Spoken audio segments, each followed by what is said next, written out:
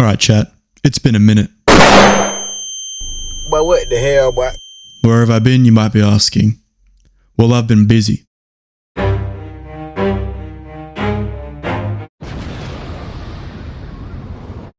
was going to do a face reveal for my return, but my barber messed me up big time, so you guys are going to have to wait a little bit for that. Anyway, my house got built, so I moved in, and I've been very busy, and I ran out of time for content. I know, I'm sorry.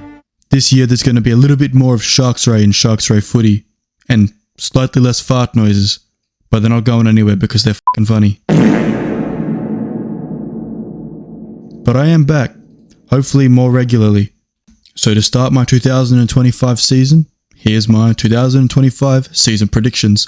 Let's go, baby. Woo! Oh shit, I just hit my mic.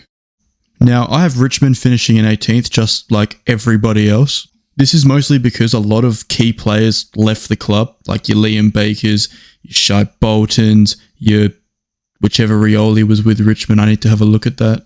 Your Daniel Riolis, who won your best and fairest. There's obviously going to be a lot of development pumped into these young players. I think they had like 7 first-round picks, which is crazy, by the way. Sam Layloy is nursing a hamstring injury, so I think his pre-season has been a bit delayed. But Josh Smiley's ready to go. I've forgotten the other guys because I don't really care about Richmond. But they're coming last. Just take it or leave it. They're coming last. In 17th spot, bit of a weird one, I've got the Melbourne Demons. This is solely because Max Gawn fractured his voice box at training, or his larynx, excuse me, and he's not going to be back to full training until at least the end of January, which is the same for Jake Lever. He had a off-season knee and shoulder surgery. He's also not doing full training until the end of January, which pretty much tells me that as 2 of Melbourne's best players outside of Christian Petrarca, they're going to have, delayed pre-seasons. They're not going to be very good early in the season. Are they going to be able to turn it around Brisbane style? Probably not. The West Coast Eagles are going to finish in 16th, and this is just because they're still really early in their big rebuild. They've obviously taken some pretty good steps. Harley Reid is a big step. Bringing in Liam Baker as some sort of experienced player is a really, really good move. Honestly, I think, their potential climb up the ladder really hinges on Jake Waterman backing up the season he had last year, because last year he had an outstanding season for someone who was at the start of the year considered almost a nobody in the competition. But to turn his entire reputation at this point around like that, amazing work. But he needs to back it up, because now that there's no Jack Darling, they're going to be going to him for the goal. I guess Oscar Allen as well, but he needs to carry that weight again, or they're going to finish potentially lower than 16th, but they're not finishing 18th. That's Richmond. Next, I have Adelaide just not going anywhere.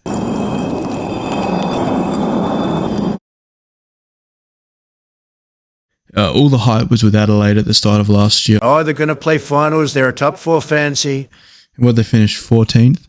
They brought in Rankin and is a really good player, but even with that level of improvement, granted he got injured, they didn't really go anywhere. I think they went backwards from 2023. And unfortunately, I feel like teams around them have kind of just gone past them, where they've stagnated at that mediocrity. For example, Gold Coast, I have finishing quite a bit higher. Even St Kilda have developed a little bit more than Adelaide have at this point, because Adelaide just simply haven't gone anywhere. And there's nothing to indicate that they're going to next year either. Now, I have to acknowledge, they got criminally shafted by umpiring decisions late in games last season. They're 30 metres out. Bombers have got to go. Texas there. Gave the little handball to keep it rolling. No winner. They jump on it. Walker. Adelaide appealing for the free. Siren sounds. Bombers have won by 3. But they also did it to themselves, because they struggled in easy-to-win games. And you can't climb the ladder doing that. Adelaide in 15th. Finishing 14th, I have Essendon. It's all well and good to say that the list is developing and they've got good young talent, but that young talent doesn't seem to be translating very well. For example, their leading goal kicker last year, Kyle Langford, had 43 goals. Pretty good effort. Second on the list is now playing for GWS Giants in Jake Stringer, who kicked 42, I believe. Third on the list is Peter Wright. He kicked 19. You win games of footy by scoring more than your opponent. and no one on Essendon's list seems to like scoring goals. For Essendon to climb up the ladder, someone needs to step up and help Langford. And God, I hope it's Nate Caddy. He's too good to not play every game next year. Essendon also have very little defensive profile for me. Like Ben Mackay, I think that's the right Mackay. He was brought into the team on this big paycheck to fill this role, and he just didn't. Plain and simple. He needs to step up. Got rid of one mediocre key defender in Zerk Thatcher, and you brought in an equally as mediocre one for more money. Like, come on. In 13th, I have good old Collingwood forever. Outside of Nick Dacos, they're a very old list.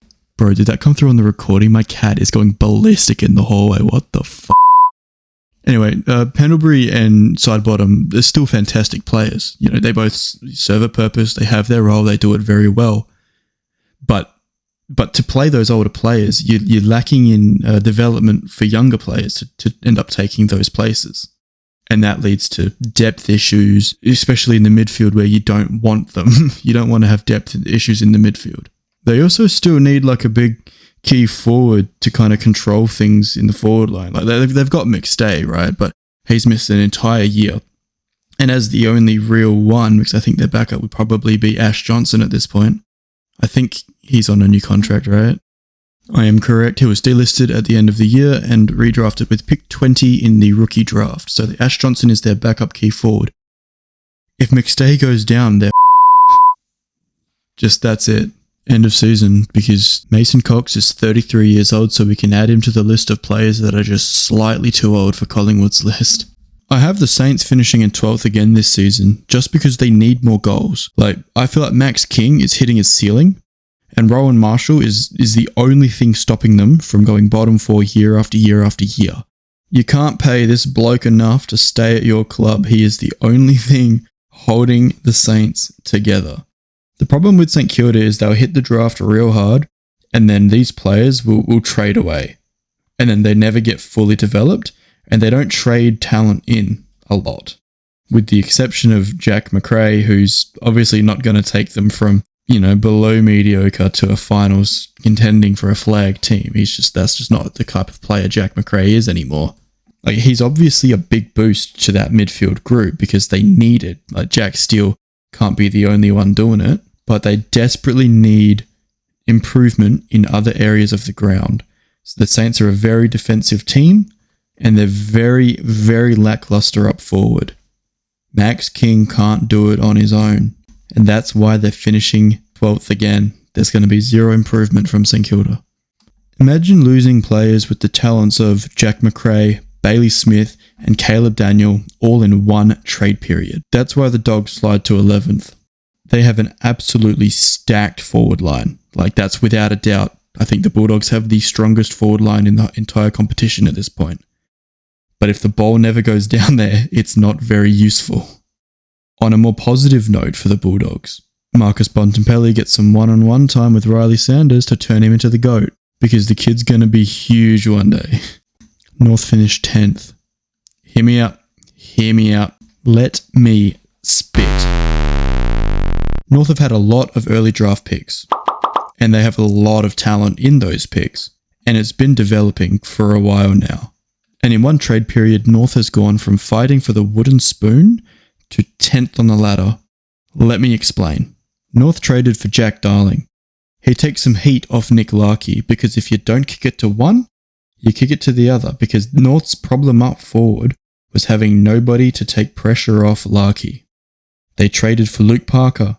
They traded for Caleb Daniel, two very experienced players, one of which is very, very good in stoppage, and the other of which is very, very good at defensive 50 rebounds, two areas where North have really, really struggled.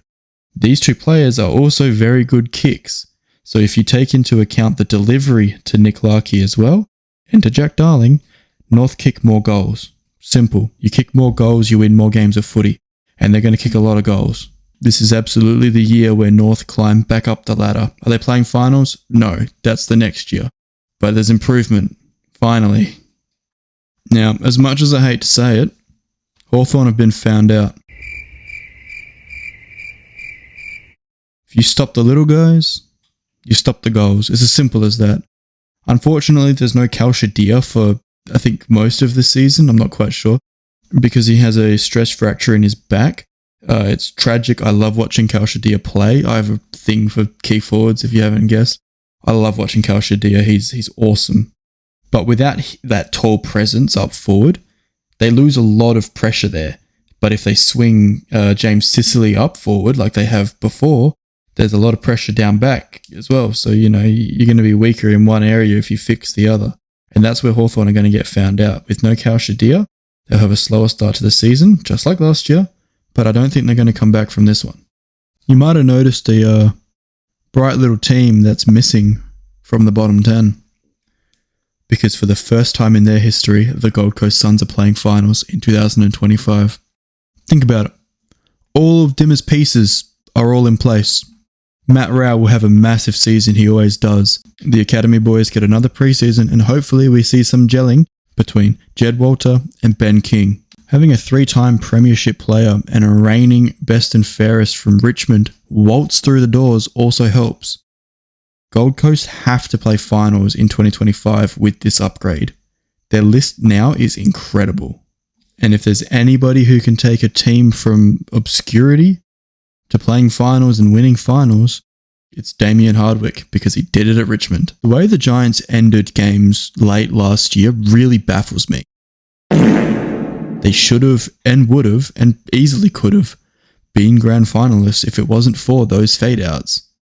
The simple fact remains, if Jesse Hogan doesn't replicate the season he had, then the Giants can't replicate the season they had as a group. Hopefully Cadman starts standing up a bit more to support Hogan, because if he does, and some pressure can be taken off Jesse Hogan, the Giants could finish anywhere between 7th where I've got him and the top of the ladder. And Sam Taylor is the best key defender in the game. Don't even come at me. Who the fuck is Harris Andrews, bro? Carlton's list is too good to finish any lower than 6. Cripper is out of this world, and the big fellas up forward are really hard to stop if you're trying to stop them both. And with Wiedering playing the way he is, they're building very, very well defensively. Probably not good enough to win the flag, because there's really just 2 avenues to go. It's Curnow or Mackay, who you're going to pick. If you stop them, you stop Carlton. But they're still good enough to play late into finals, because that midfield engine is ridiculously good. Port Adelaide will finish 5th, and that's because their list is in a really interesting spot. Defensively, there's a lot to be desired. Isava and Zerk Thatcher just ain't really it. But the midfield scores well, with Butters, Horn Francis and Rosie all being in the top 10 goal kickers last year. However, Mitch Georgiades can't really do it all alone, since he doesn't have Charlie Dixon with him anymore because he retired at the end of last year. And I don't really know who steps up into Charlie Dixon's role. I'm not familiar enough with the way Port Adelaide play and their list profile and that. But just because their midfield is so good at winning the ball, I think they were second as a midfield trio, the 3 I mentioned earlier last year. They were second best in the competition. It's hard to slide any further than 5th or 6th when you've got a midfield like that. It's just, the game is built around midfielders and ball winners these days. And the strongest midfields are always at the top of the ladder, and Port were there. They finished 2nd last year, and like I mentioned, statistically had the 2nd best midfield in the competition after Sydney, who finished 1st. So, there it is. It's hard to finish lower than 5th for me. Sydney will finish 4th. They'll just scrape into the top 4. But they're another interesting one, because they got found out really late in the season. But having a new coach, a new voice, it could all come together, or it could all crumble horribly. We just got to wait and see, right? I just think, like I mentioned with Port Adelaide, Sydney's midfield is just too good to not be a top 4 team unless things go horribly wrong, like injuries or I don't know. Injuries is pretty much it.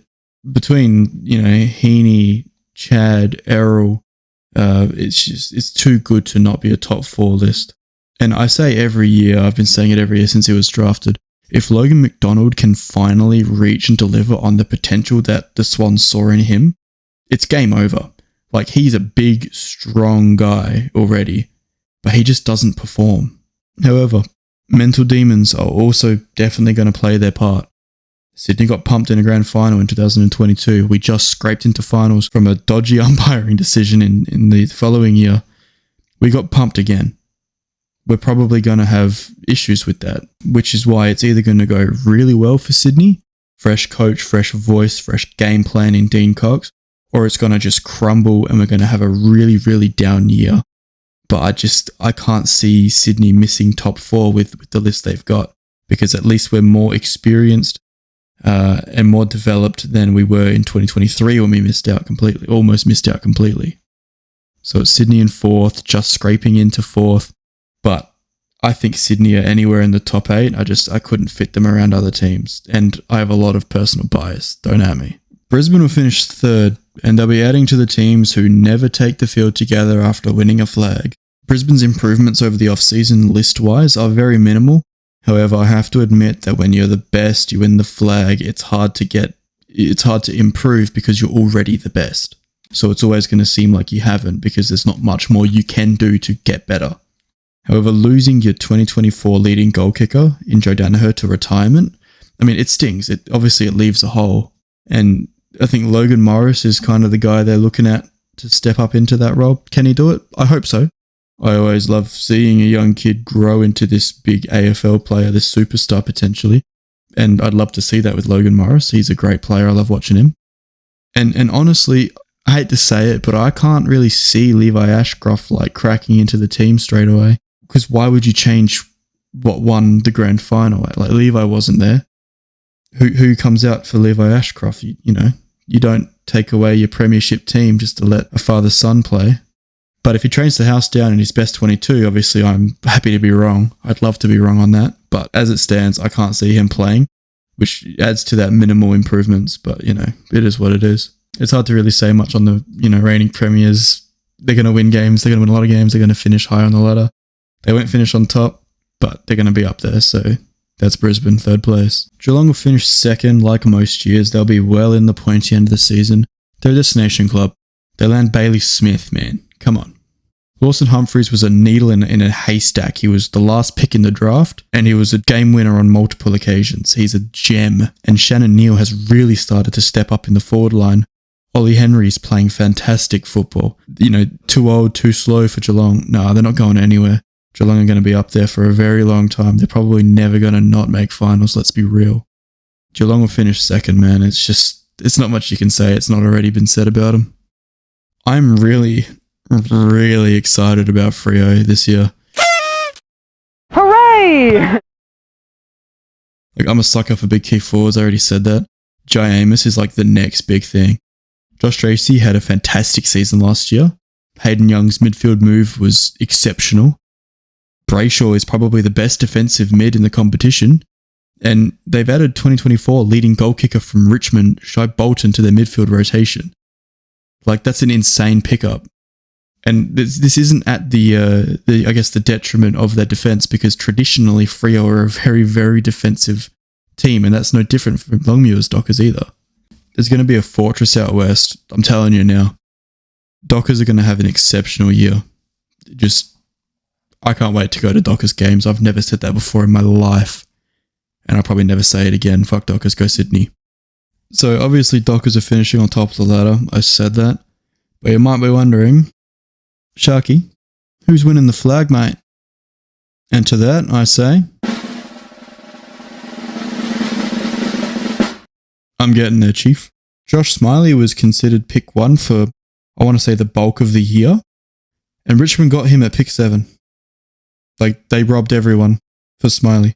He's going to win the Rising Star. My pick for the Brownlow, I have to go with Zach Merritt. I was originally leaning to Caleb Sarong, but I feel like Hayden Young, potentially Bolton, they're going to be taking votes off him. No one on Essendon's list is good at football except for Zach Merritt. Nobody steals the votes. He's the best player on the team. It's a better chance of being the best player in front of the umpires. And shit, he's a big game player, and I like Zach Merritt, and my dad goes for Essendon. Zach Merritt's going to win the Brownlow. As for the common medal, I have to say it's going to be Nick Larkey, for reasons I mentioned earlier. He's got support up forward from Jack Darling. He's not going to get two-manned by defenders as much. He's going to get better delivery of the ball, and better delivery of the ball means you're going to have better access to the ball. He's a very, very good shot at goal. I think he might be the best shot at goal in the competition right now. And the ball's going to go down there more often because North are going to win more stoppages. They're going to have better ball control out of defence. Their transition game is going to completely change with the inclusion of Caleb Daniel. And it's all going to culminate in Nick Larkey having the season of his life again. Now, the Premiers. The Geelong Cats will hand Freo their first cup on a silver fucking platter.